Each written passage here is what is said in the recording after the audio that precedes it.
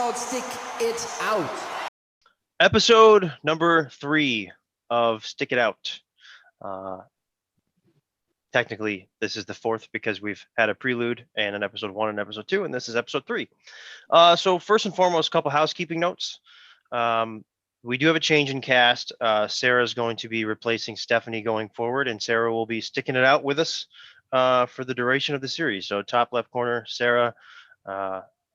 She's from she's one of our crew and travels the national parks in honor of Neil. So you can definitely check out her Instagram, official _NP Tour. I think I got that right. Yeah, that's right. Okay. Next thing, we were originally, the first couple episodes, we were doing this monthly, right? I just wanted to note that going forward, we're going to be doing this bi-weekly now, just to keep the interest of the viewers and so on and so forth, because each episode, stems from the episode prior, and it'll just be a little bit easier for the viewer, I think, and for us. So let's get into it, shall we? So Sarah, what Sarah did was she gave us 5 songs going forward, but to assist for her list, and we'll get to those momentarily, but to kind of assist with the transition, Stephanie drew Freeze for her song in the last episode, and Sarah is not, or we'll know in a second if she's a fan of that song, because she decided that she wasn't a fan of that song, and to kind of make the transition easier, she took that song on, and we're going to find out what Sarah thinks of Freeze. So why don't you go ahead and tell us, how often you were able to listen to it, what you thought of it, and what you think of it now. Okay, so I was able to listen to it a lot because I've been working remotely, and I have this thing where I have a hard time listening to Rush or any music basically on shuffle. So I always pretty much, when I listen to Rush music, I pick an album and I listen to it from beginning to end. So pretty much the only thing we've been listening to for the past few weeks in our house is Vapor Trails. And side note, so I have a 6-month-old baby. His name is Pierre, and he is like obsessed with Vapor Trails now because we just have been listening to it constantly. So like nothing else has been playing, and I constantly am just like telling my Google Hubs to play Freeze. So anyways, I was able to listen to it a whole bunch. I listened to it when I was driving, like just every single day, and I did not like it before. It freaked me out. I would always skip it. It was one of those songs, when you're walking through a haunted house and you feel like something is going to pop out at you any minute. That's what this song made me feel like. Like it just freaked me out. I liked the chorus, I always had, but the intro, like I had to press skip because if I was driving in the car, it made me feel scared. And anyways, I kind of got over that, and I am obsessed with it now. Like I can't stop listening to it. I love listening to it. It doesn't freak me out anymore. I started with listening to the remixed album and that version, but I honestly now I like the original version and the original album better. So anyways, I love it, and Pierre loves it. If I tell my Google to play Freeze, it's like he knows what I'm saying. And I love it. Like, yeah, it doesn't scare me. Like, I don't feel weird listening to it. And also, like, I got that Rush song by song book. And from what I can tell and from what I've researched, I think the entire point of it is to make people feel that way. It's to make them feel, yeah, that's that book. I think, like, the entire point is to make people feel kind of, just like, kind of like that feeling that you get before fight or flight, right? And once I realized that, like I obviously already knew that Rush is the best band ever, and they're so talented, and I have like the most respect for them. But like listening to this song over and over and over, and like realizing that they're able to make people feel a certain way with music, other than just like happiness, obviously. My respect for them, like, I don't know. I just realized like even more how talented they are. And I already knew that, but it's like, I don't know. it was like super cool. Sarah, how long have you been a fan? Well, I grew up with a mom who was obsessed with Rush, so honestly, my whole life. But Okay. once I was in college or not college, I think high school when I started driving, I think I kind of realized like that I loved them on my own too.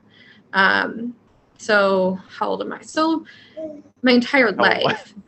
I know I'm like, so literally my entire life, but 10, 15 years, like truly a fan, like my favorite band. They weren't always my number one, but they're usually like number two. And then in high school, college, they became like number one. And they're going to be his favorite band too. Sounds like. They better be. What do you think his first words are going to be? Some kind of lyric. It's going to be a lyric, right? It's going to be a Rush lyric. No, he said "mama" a couple days ago. That's his first word. But it's he's like, my mind is not for rent.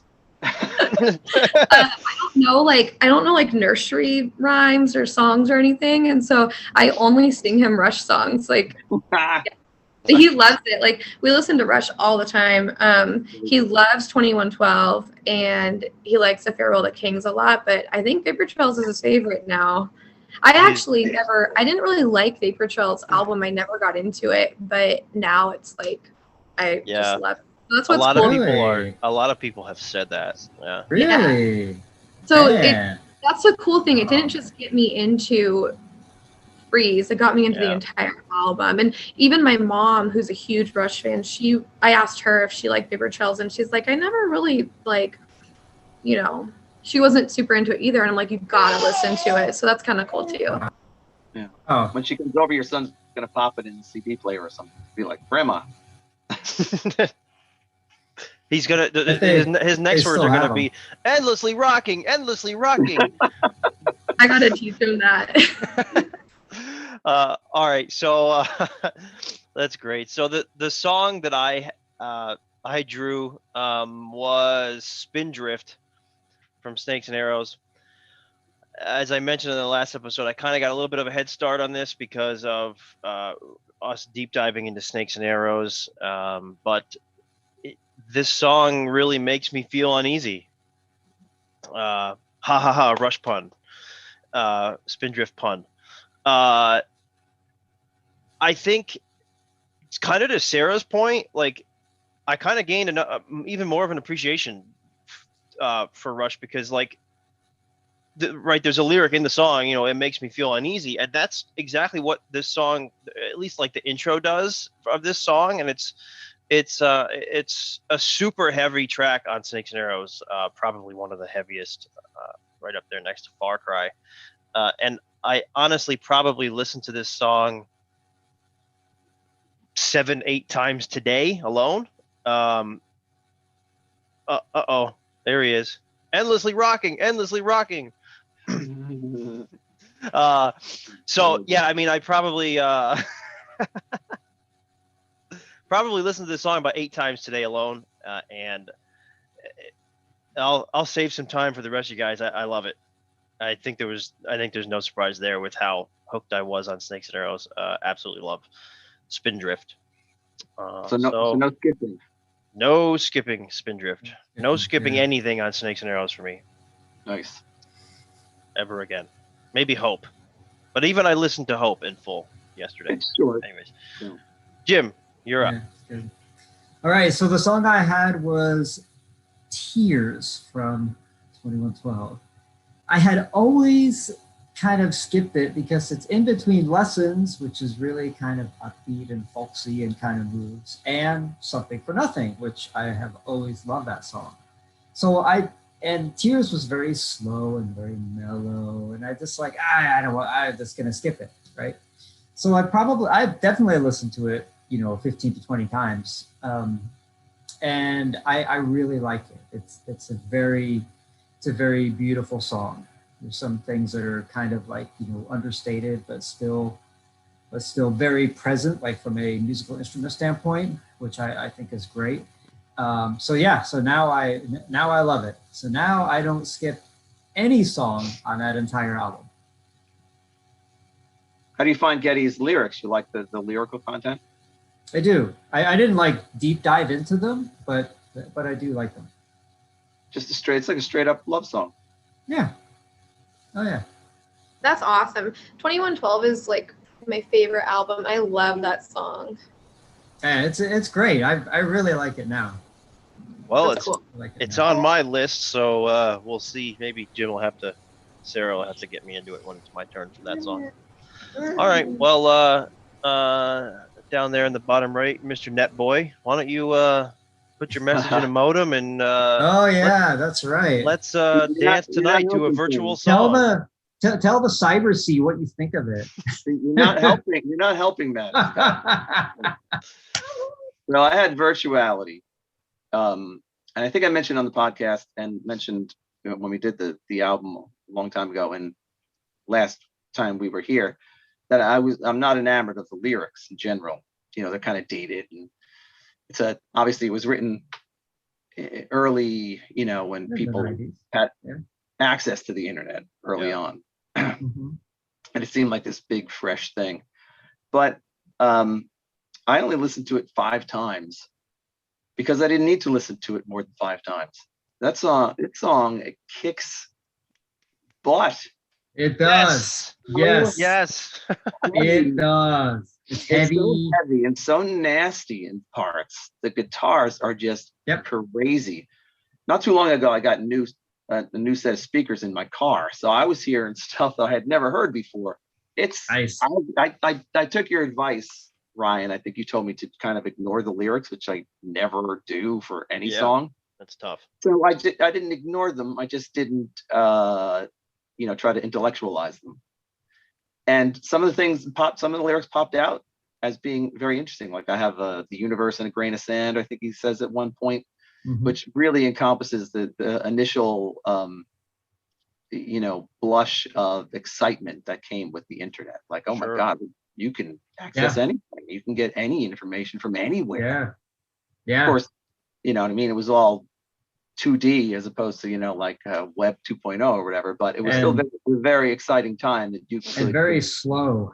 very slow, right? But you could literally contact anyone in the world. Yeah. So I understand the song a little bit better now that I kind of didn't pay attention to the lyrics as much and just got into Alex just kicking ass the entire song. Yeah. It does. So Isn't his That's awesome, guitar man. lick supposed to sound like the dial up or I read that someplace. I don't know what he's I doing. read that too. I don't know. Well, we can I deep don't dive know. into that. I don't know if you know, Jim. Is he playing like harmonics a lot in that little chorus? He's doing something so wacky. I'll have to listen to it again to see really what he's doing. Jerry, did you listen to it live or watch it live at Molson Amphitheater on YouTube? Well, I was going to watch it live if I didn't like the studio Okay. version. Okay. But you like the studio. That's going to be my back pocket version. Yeah. If I Yeah. didn't like it, I'll see if I like this. But I didn't Yeah. need to. I may not Yeah. I might have listened to it 4 times. I was like, what was I thinking? This song is It was great. It's amazing. really good. And it's with the lyrics in that song, it's really funny. I think I've said this before though. It is very accurate for the time period in which it was written. It is very, very precise. So for everybody who grew up with the internet and did not experience having a 300 baud modem dial-up, that is truly what it was like back then. Yeah, I totally agree. I think I was more focused on the fact that maybe some of the lyrics didn't age well, but I Yeah. just ignored it. Yeah. And you're right. It's a great time capsule of a song. Wow. So Now, certainly the lyrics didn't have an aged well, but what is going to age well if you're talking specifically about this one technology? Right. exactly. A lot of Yeah. Rush lyrics have aged well. A Farewell to have. Kings, the song, for example, I mean, they're relevant today. So I think it's kind of rare for Rush lyrics not to have aged well. But a lot of as them, a a lot of whole. them talk about things from a humanity perspective or a Yeah. historical perspective and not a technology. Yeah. Yeah, and if you're talking about human beings and their motivations, that's never going to change. Yeah, right. Yeah. Certainly that would That's awesome. Well, That's it's really great. cool. I'm glad So I we- love that song. we So I guess all loved our songs. Yeah, so I'm definitely not Yes. going to skip it. I mean, it's still in the large list of songs. It's not at the tippy top. Sure. It's really not the very bottom anymore, and I'm not going to skip it. So there you go. Good to hear. It's good. That makes me happy. I love seeing love for Test for Echo, Oh yeah, me too. All right. So next, the songs that we have remaining.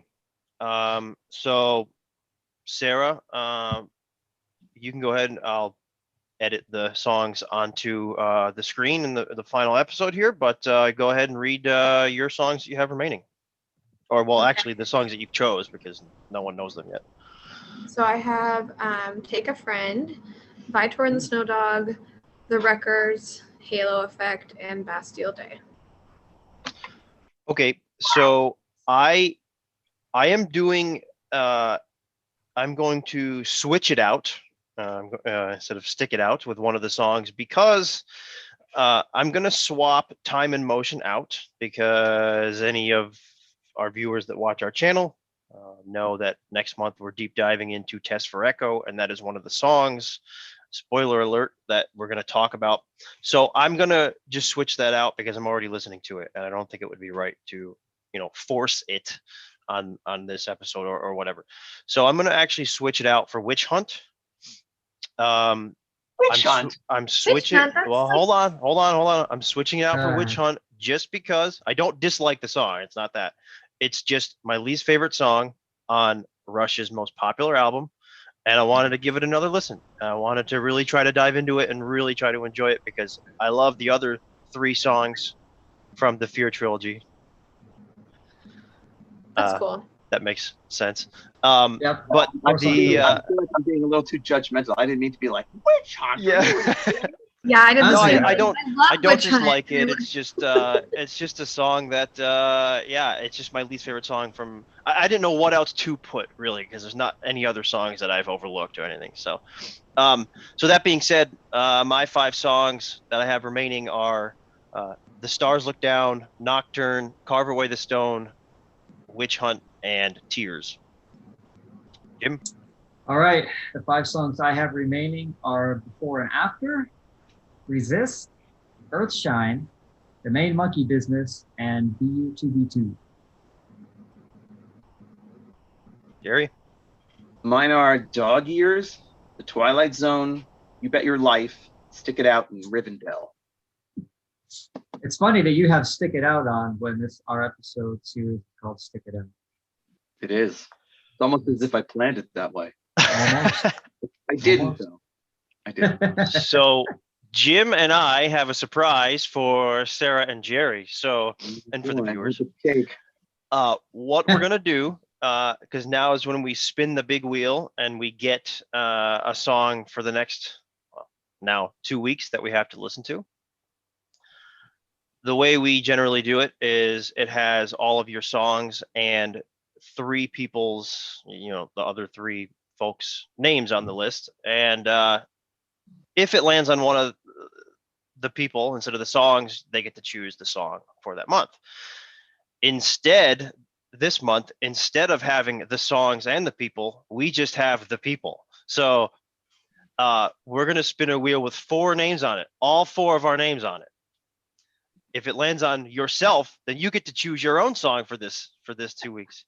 If it lands on any of the other names, then we get to choose your song. So I have just the wheel with all 4 of our names on it, and then I have a list with all 4 of our, or an image with all 4 of our lists. So I'm going to start by sharing my screen here, and you guys can see this, right? Yep. Big wheel. All Yeah, right. So sure. Sarah, we're gonna get to see who gets to take your pick. Ready? All right. Here we go.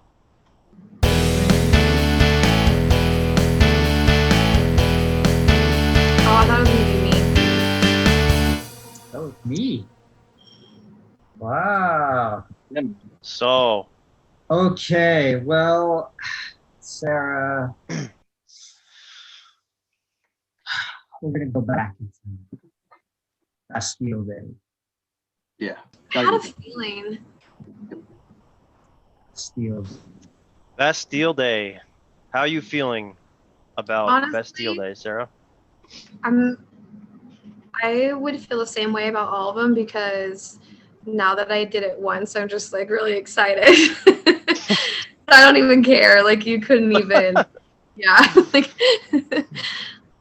Well, that's you good. got there's live versions and studio versions to listen to. So there's And I don't not like Bastille Day. I just haven't ever like gotten into it, and I think it's the lyrics that throw me off.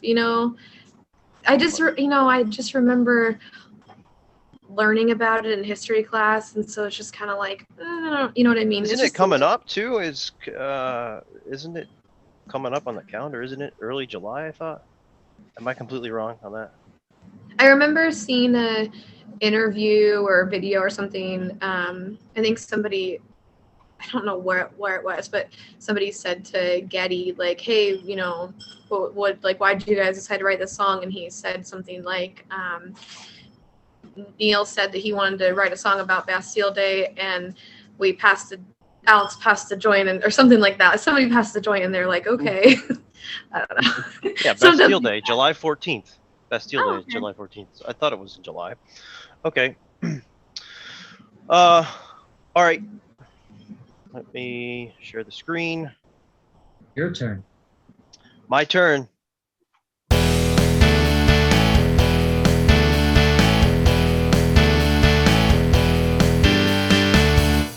Oh, Very good Self. News from Self. Hey, Self. Oh man. All right. Well, Do you need some help, choosing?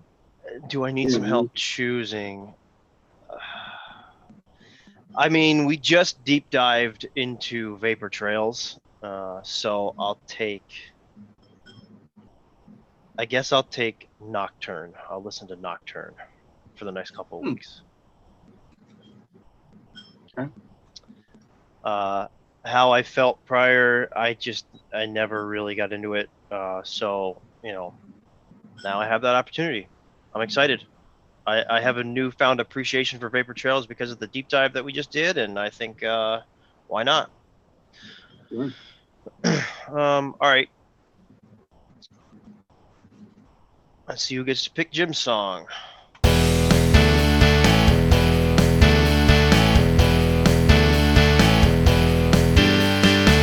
Oh, that was almost Self. I think this Ah, thing is rigged. I think I may have rigged it. Yes. You might have put more weight on yours. He's got his thumb on. probably so. You can see the list, right? Yep. All right. This is very easy for me. I'm Jim, sure it is. you're I know going what you're to gonna pick. listen to the main monkey business. Yep, I knew it. All right, I shall listen and I shall watch. Yes, watch it from R40. It's amazing. No, watch on the Game of Snakes and Arrows. Oh, that too. Yeah. That's what I meant. Yeah. Yeah. Yeah, but How I'll you listen feeling to about the it? live version too. I've always kind of skipped it because I sort of felt as an instrumental, it never really went anywhere. The individual sections are cool in and of themselves, but just as far as piecing them together and having, sort of a journey, I just never feel like it had that journey. So that's why I always skipped it. Okay. So we'll see if I change that. I will do my best to not compare the journey to La Via. It's very hard Yeah, to I wouldn't do compare anything to that. Yeah, I would not compare it to La Via. But No. all right, I will do my best to help you get into that one. That is funny enough, it's my ringtone, so I love it. All right.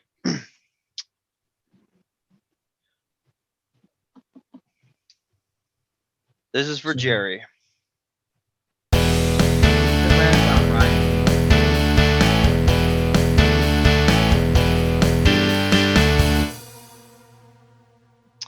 Well, well, well. Well, Another Self. now the turntables. I'm just gonna I'm gonna pull the rottenest tooth out right away and go with Rivendell. Okay. Ah, yes. I Yes. love Rivendell. That was my very first song on this series. I used to love Rivendell when I first started listening to Rush because I just loved everything. But over time, I've soured on Rivendell. But I really haven't listened to this song. I can't even tell you how long it's been. 25 years since I've Wow. listened to this song. So what you're telling us is you didn't prepare for the Rivendell episode of your podcast. No, Don't- wait, I Don't guess tell I did listen to don't it. tell Steve. I must have listened to it then. Well, then again, I didn't listen to. I have to go back. Do you remember if I said I listened to it? I must have listened to it. I just forgot about it. I don't know. You know, I'm drunk a lot when I do the podcast. You say that? There you go. So you And forgot. it's okay. So until I listened to it when we did the podcast, it had been a long time. But I don't remember even listening to it then. But this time, I guess I will. I'm not happy Well, about it. If you can see the look on my face. Yeah. Make sure you have a lot of coffee at the start of the song. Yeah, maybe I can use it as that. What didn't somebody once say that they use it as their the song that helps them go to sleep at night? Yeah, it's a good idea. And that was a compliment by this person. Someone said that. I believe someone emailed that to you and you read it. Yeah. Yeah. Yeah, he read it on the podcast, and he And meant you- it as a compliment, which I don't know how, but he was like, "I love this song. It helps me fall asleep every night." I guess he thinks it's beautiful and serene, and he wants to feel that when he's drifting off. Rivendell Yeah. is like ASMR to him, and he's just Right. Yeti whispering into a microphone, Yeah. tapping his fingernails on the. Well, you said when Jim got it that it's going to grow around him like moss. So we'll see. We'll see what happens. See. Oh, Well, yeah, boy. it's such That's a slow funny. song. I've All right, we'll see what happens. I got into Rivendell because I put on YouTube you can change the speed of the song, and I put it on like 1.5 or 1.75, so it actually is faster. And I Wow. actually thought it was better. I mean, some parts are obviously a little jumbled, but it doesn't sound right. But yeah, it actually made it sound really cool. So I would suggest maybe doing that. It'll make You save make the- time. save time exactly. I like Rivendell, and I don't think it's. I don't know. I think it's beautiful. It doesn't put me to sleep at all. I don't think it's a Okay. bad song by any means. It's a right mood type of song. You can't just put it on and be like, oh yeah, let me rock out to Rivendell right now. And Yeah, it's not exactly like driving on a road trip Oh. yeah, right. song, but I wouldn't skip it.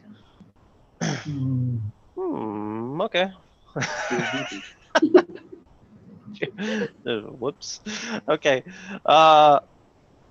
Yeah. So we will end episode 3 of Stick It Out There.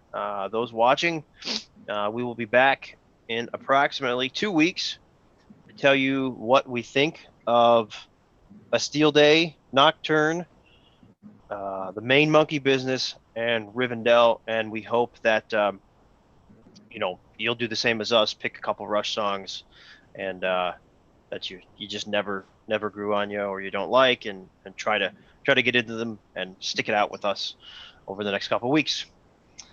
With that, we'll see you next time. Take care, everybody.